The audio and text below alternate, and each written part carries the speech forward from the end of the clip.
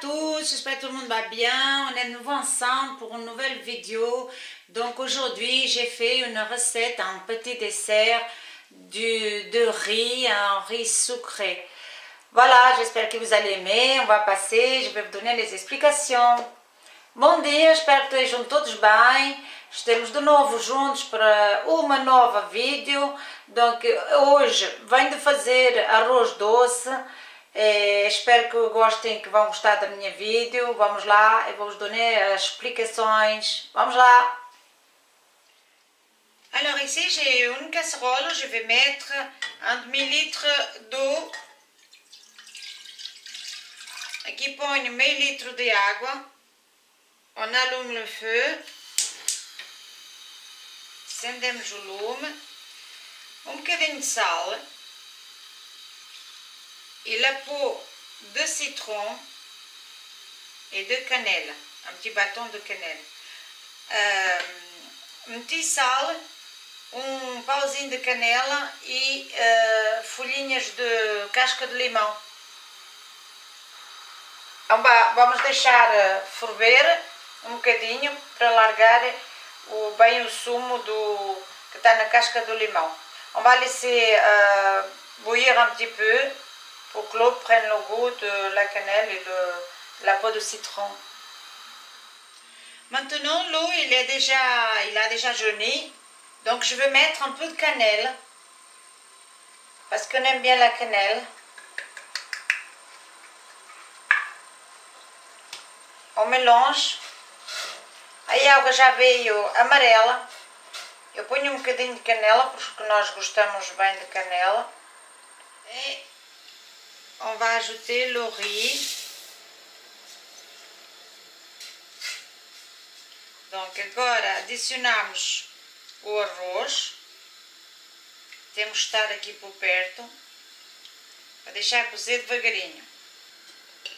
On peut mettre le couvercle un petit peu, metemos o texto um pouco e aguardamos. Tomando conta. On vient donner un petit coup d'œil là sur notre riz. Dar uma vista de olhos no arroz. Já está quase a ficar sem água. Temos que vir sempre mexendo, como eu disse anteriormente. Voilà. On va toujours surveiller pour ne pas coller. Dans un petit moment, on va mettre le lait. Dentro de momentos, vamos pôr o leite. On va attendre encore 2 minutes avant de mettre le lait. Donc, en attendant, je vais allumer le feu au lait, là de côté, pour qu'il soit déjà un petit peu tiède. Pour ne pas mettre le lait froid directement dans le riz qui est déjà chaud e train de cuire. Donc, enquanto esperemos mais 2 minutos, eu pus o leite aqui ao lado a aquecer para ficar morninho, para pôr o leite morno no arroz, para não pôr o leite diretamente frio aqui no arroz, porque já está quente, já está metade cozido e não é bom. Maintenant, je vais changer de casserole. Vamos mudar de panela, que vai ser mais larga, com mais espaço para poder mexer o arroz com leite. Então vamos passar o arroz para aqui.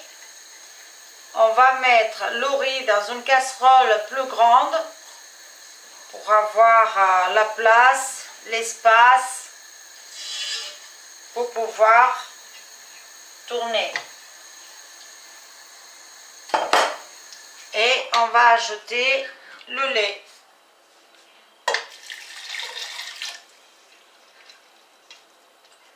Donc agora vamos adicionar o leite. Et on va laisser cuire le riz dans ce lait. On va venir remouiller de temps en temps. Deixamos cozer o arroz no leite e viemos mexer de vez em quando. Là, comme j'ai dit tout à l'heure, il faut remouiller de temps en temps le lait. Il bouillit. Il faut laisser cuire doucement.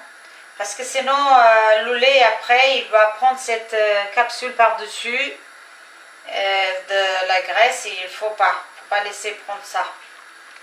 Então, como eu disse depois, temos que molhar, que vir mexer sempre, desculpa, enganei-me, vir sempre mexer de vez em quando para que o leite não apanhe aquela capinha de gordura por cima, que lá para os meus lados a gente chama a nata, que é as natas do leite.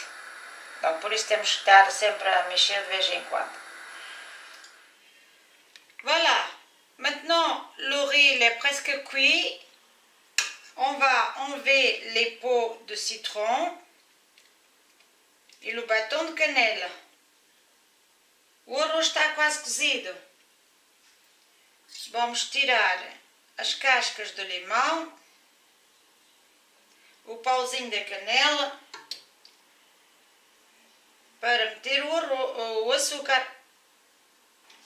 Ok, já tirei tudo.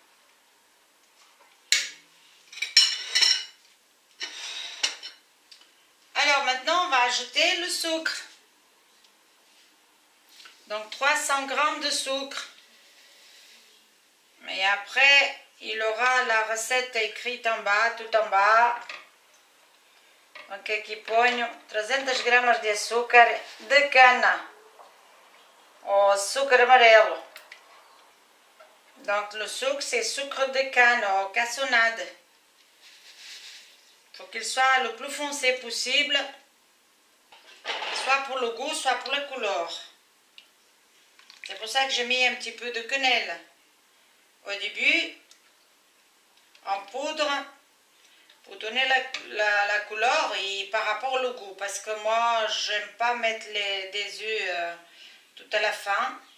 Então eu meti o açúcar de cana, tem que ser açúcar bem forte, bem na cor, bem castanho, não o açúcar mais claro, tem que ser o açúcar de cana a 100%, para a cor e para o gosto. Donc a gente gosta do gosto de canela. Eu não gosto de pôr ovos no fim desta receita.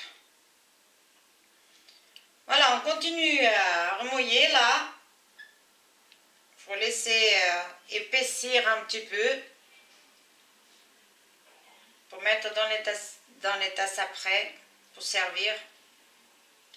Donc continuamos aqui a mexer um bocadinho até levantar a fervura e deixar cozer mais um pouco para ficar um bocadinho mais espesso. Là on a le riz, il est cuit, donc c'est devenu un peu épais et un peu foncé, donc la couleur comme le caramel, crème, la couleur crème. Donc on va éteindre et on va servir dans des petites tasses. Donc o arroz está cozido. Vamos apagar e vamos servir nas tacinhas. Voilà, maintenant on va servir dans des petites tasses. Et on va laisser refroidir. Quand ça sera froid, on mettra au frigo. Et on mettra un petit peu de cannelle par-dessus. Donc ça serait bien faire cette recette d'un jour à l'autre.